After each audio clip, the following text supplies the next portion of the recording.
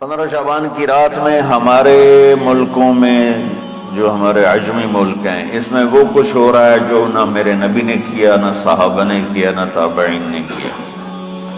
عجیب و غریب عبادات گھڑ لی ہیں، عجیب و غریب اس کے اعمال بنا لیے ہیں اپنی طرف سے، اور مسجدیں بھری ہوتی ہیں اور روشنیاں لگی ہوتی ہیں اور آتش بازی ہو رہی ہوتی ہے۔ میرے نبی نے اس رات کی فضیلت بتائی، عمل کوئی نہیں بتایا۔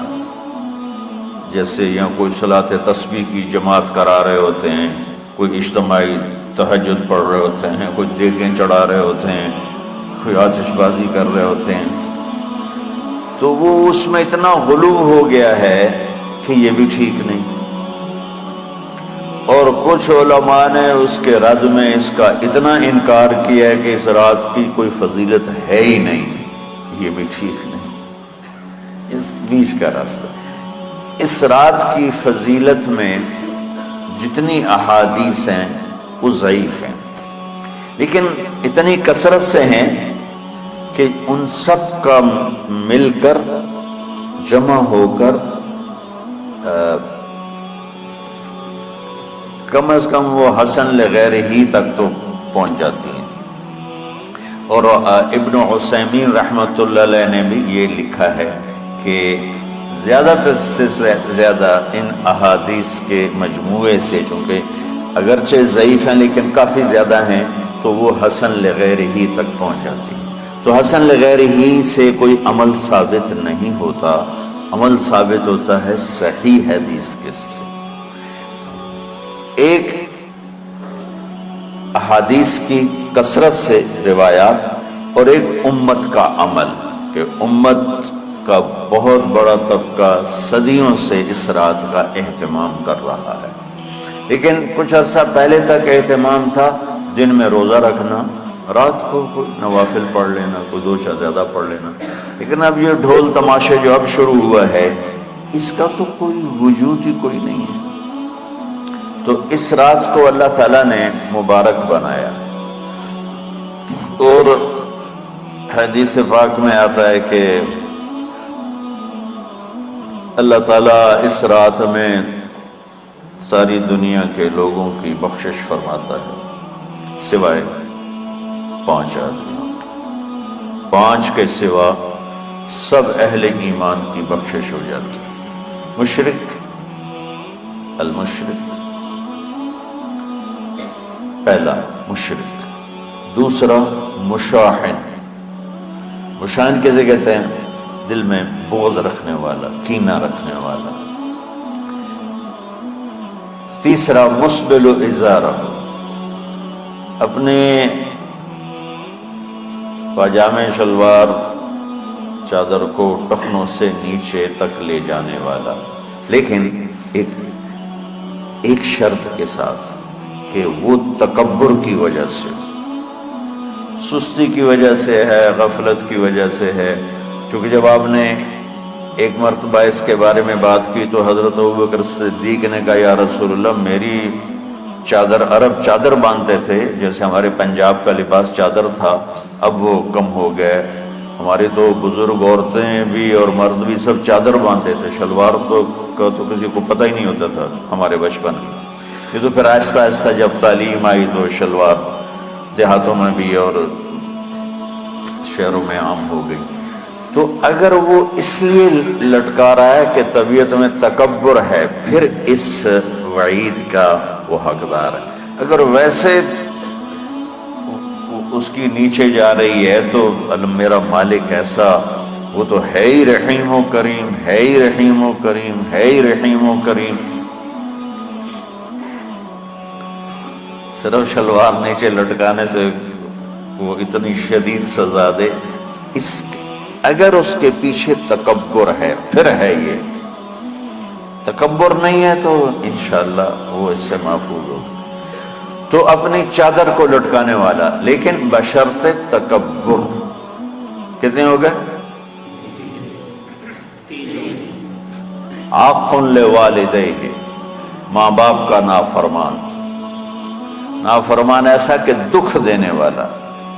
چھوٹی موٹی اونچ نیچ تو ہر بچے سے ہو جاتی ہے، نہیں، جن نے والدین کو ٹکڑے ٹکڑے کر دیا اور ان کو دکھ دے دے دے دے کے ان کا سینہ چیر دیا ہو. چونکہ آپ کہتے ہیں پرزے پرزے کرنا کسی چیز کی، تو اپنے دکھ دے کر اپنی بدتمیزی کے ساتھ اس نے ماں باپ کا دل زخمی کر دیا ہو، ایک یہ نہیں معاف ہوتا. 5واں مدمن خمر، مسلسل شراب پینے والا، مستقل جو شراب کا عادی ہو. ان 5 کو مؤخر کر دیا جاتا ہے. معافی نہیں ہونے کا مطلب یہ نہیں کہ اللہ تعالیٰ کبھی معاف نہیں کرے گا. معافی نہ ہونے کا مطلب یہ ہے کہ یہ 5 ایسے گناہ ہیں کہ اس کی وجہ سے بخشش رک جاتی ہے. اگر وہ شرک سے نکل آئے، وہ کینہ سے نکل آئے، وہ تکبر سے نکل آئے، وہ والدین کی نافرمانی سے نکل آئے، شراب چھوڑ دے، تو ان کی بھی بخشش ہو جاتی. جب کوئی توبہ کرے گا فوراً بخشش ہو جائے گی. نہ 15 شعبان کی ضرورت ہے، نہ لیلۃ القدر کی ضرورت ہے، نہ بیت اللہ جانے کے ساتھ توبہ کی شرط ہے. جہاں بھی وہ بیٹھ کے توبہ کرے گا، جس لمحے میں کرے گا، اسی وقت اس کی توبہ قبول ہوگی اور اللہ اس کے پچھلے سارے گناہوں کو معاف فرما دے گا.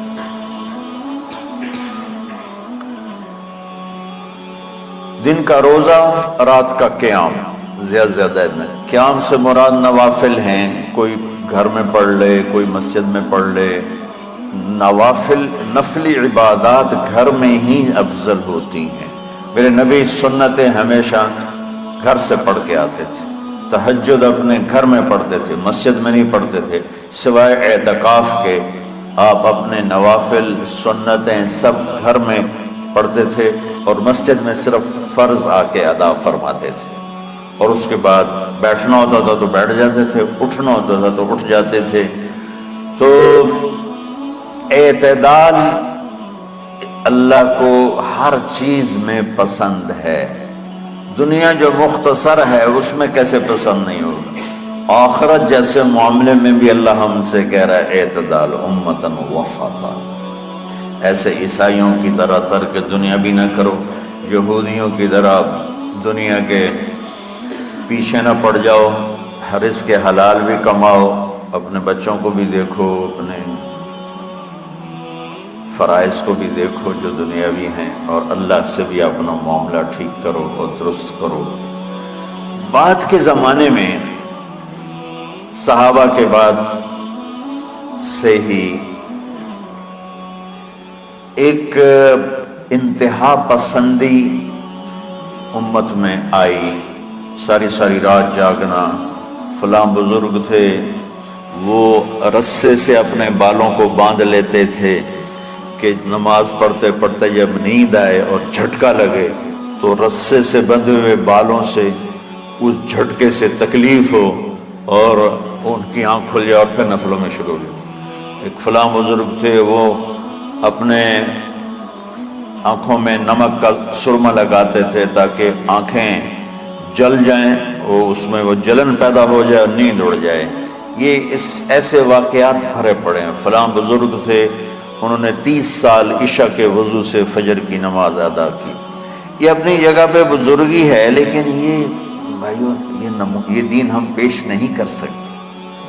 فلاں بزرگ تھے، وہ 30 سال سے ستو کھا رہے تھے کہ روٹی کھانے اور ستو کھانے میں 70 دفعہ سبحان اللہ کا فرق پڑ جاتا ہے. تو روٹی کھائیں تو 70 دفعہ سبحان اللہ کم کہہ سکتے ہیں، اور ستو کھائیں تو 70 دفعہ سبحان اللہ زیادہ کہہ سکتے ہیں. تو لہٰذا انہوں نے کہا مجھے تو 30 سال ہو گئے، میں تو ستو کھا رہا ہوں، میں تو روٹی نہیں کھا رہا. یہ دین نہیں ہے. یعنی یہ وہ دین نہیں جو ہم انسانیت کو پیش کر سکتے. یہ تو لوگوں کو دوڑانے والی بات، یہ راہبانیت کی شکل ہے. یہ وہ دین نہیں جو ہم لوگوں کو پیش کریں گے تو وہ کہیں گے واہ واہ واہ واہ کیا دین ہے بھائی، قبول کرو. یہ ایک قسم کا غلو آیا. میں ایک حدیث سناتا ہوں، بخاری شریف میں بھی ہے، مجھے اب ہر شے بھول گئی، لیکن وہ ہے نہی الغلو، اس طرح کر کے آپ لوگ زیادہ جانتے ہوں گے جو پڑھ رہے ہیں کہ غلو سے نہیں۔ حدیث آپ کو سب کو یاد ہوگی کہ 3 صحابہ آئے اللہ کے نبی کے گھر اور پوچھا کہ اللہ کے نبی رات کیسے گزارتے ہیں؟ تو گھر والوں نے کہا سوتے بھی ہیں، جاگتے بھی ہیں، کھاتے بھی ہیں۔ تو وہ تینوں آپس میں کہنے لگے وہ تو نبی ہیں، سوئیں بھی تو کوئی بات نہیں، اور شادی ہے کوئی بات نہیں، ہم تو نبی نہیں، ہمیں تو کچھ کرنا چاہیے۔ ایک نے کہا کہ میں ساری زندگی روزہ نہیں چھوڑوں گا، ایک نے کہا کہ میں ساری زندگی سوؤں گا نہیں، ایک نے کہا میں ساری زندگی شادی نہیں کروں گا۔ تو دیکھنے میں تو واہ واہ کیا بڑی بزرگی ہے بھائی، بڑے بزرگ ہیں۔ ہمارے نبی کو پتہ چلا، آپ نے تینوں کو بلا لیا، کہ تم مجھ سے زیادہ اللہ سے ڈرنے والے ہو، میں تم سے انا اتقاکم یا اخشاکم، الفاظ آپ لوگ کو زیادہ یاد ہوں گے لیکن مفہوم میں صحیح پیش کر رہا ہوں۔ آپ نے کہا میں تم سے زیادہ اللہ کو جانتا ہوں، تم سے زیادہ اللہ سے ڈرتا ہوں، میں سوتا بھی ہوں، میں کھاتا بھی ہوں، میں روزے بھی رکھتا ہوں، میں چھوڑ بھی دیتا ہوں، میری بیویاں بھی ہیں، میں اپنی بیویوں کے پاس بھی جاتا ہوں۔ تم دین میں غلو سے بچو، پہلے امتوں کو ہلاک کر دیا دین میں غلو۔ دنیا میں غلو یعنی انتہا پسندی، ایکسٹریمسٹ ہونا، دنیا ہو یا دین ہو، دونوں میں اعتدال بچو، اللہ تعالیٰ کو پسند ہے۔ بلے شالوں کی ہنس کے یار منا لیں دے،